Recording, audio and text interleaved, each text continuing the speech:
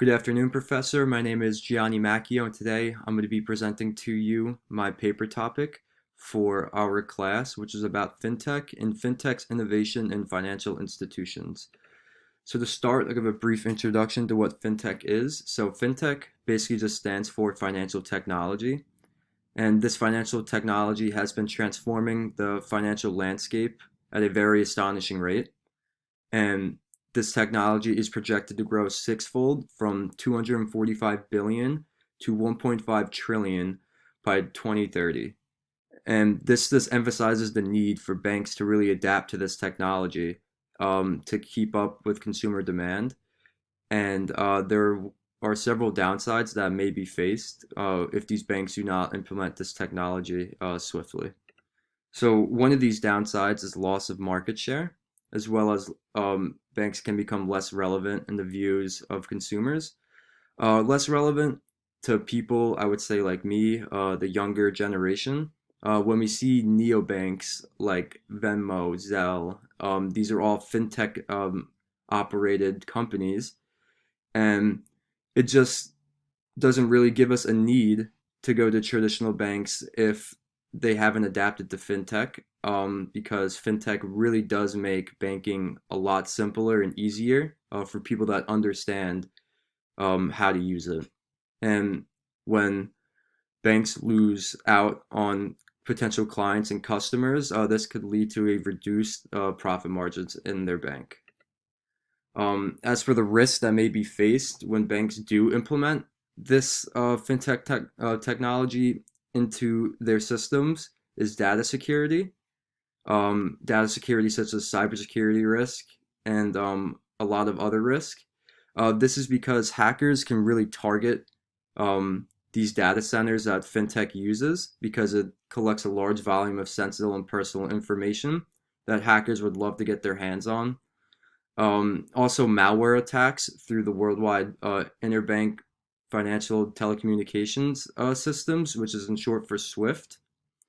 And according to SWIFT, there were 109 US banks targeted in banking malware in 2023. So when banks implement fintech into their services, it is vital that they have a very strong implementation of data security and cybersecurity into their system so that hackers cannot pull data that their customers are using. There's also a bunch of compliance risk and regulatory risk that comes with using fintech.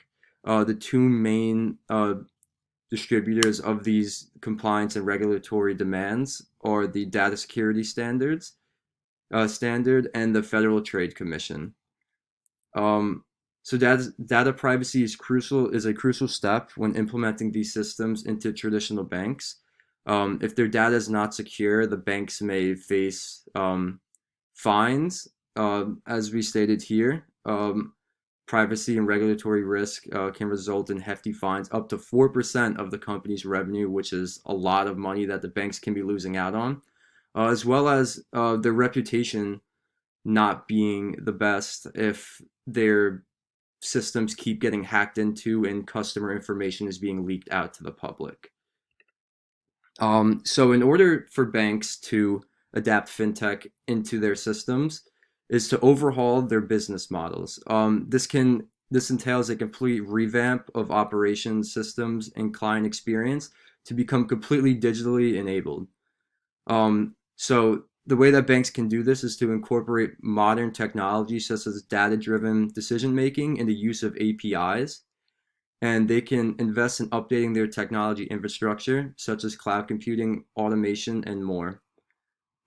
Institutions should create on developing user-friendly digital interfaces for their consumers and educating their clients on the advantages that these digital services provide and how to utilize them.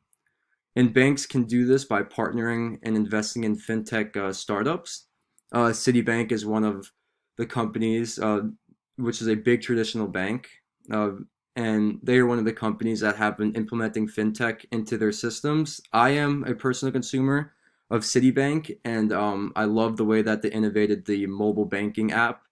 They have I can deposit my checks from anywhere. I can transfer my money from my savings to check-ins anytime I want, as well as Zelling my friends through the app, which is really nice because there's no fees or I have to wait for the money to transfer into their account. It's just instantly. So Citibank and other banks should continue this trend of following and keeping up with fintech. Um, so protection against cybersecurity, as we mentioned before, this is a huge risk when it comes to fintech banking. So because of the sensitive nature of these transactions and individualized information, hackers are really attracted to these platforms that fintech provides. So in order to do this too, banks must monitor their third-party security risk, which is what fintech uses in order to provide services. So for these third-party risk, banks may want to sign their fintech providers on a non-disclosure deal or an NDA to minimize risk of dealing with third-party vendors, as well as implementing endpoint protection and prevention (EPP) solutions that are on efficient ways of counteracting malware attacks, um, as well as changing up their security standards, such as their cloud environment, which is another platform that fintech uses to really pull data and to create the services that they use. So as for their cloud environment providers too, they should uh, use risk assessments to make sure that these cloud providers are worthy enough to be implemented into their banking systems, as well as implementing robust encryption technology. So this robust encryption technology will make it very hard for hackers to break into their data security systems and allowing banks to really thrive off this new technology.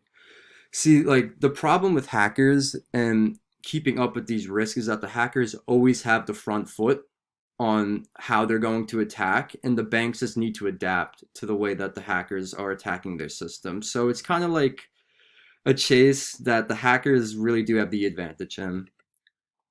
So as well as keeping up with regulation and compliance, so they can partner with regulatory technology companies.